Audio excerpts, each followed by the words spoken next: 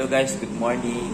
Ayan, kakagising ko lang. And then, kahapon, kagabi kasi hindi ako nag-undertime ako kagabi.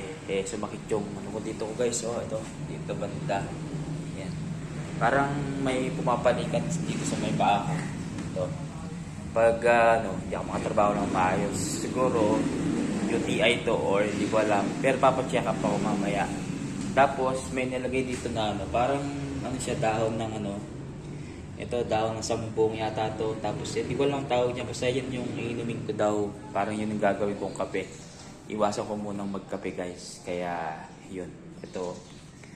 Wait lang ha, ipapakita ko sa inyo. Dahon siya ng ganyan.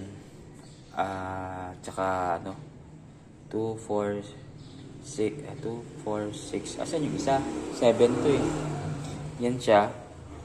7 siya, pang 7. Yan na daw iinumin ko parang kape. Iwas muna ako sa ngayon.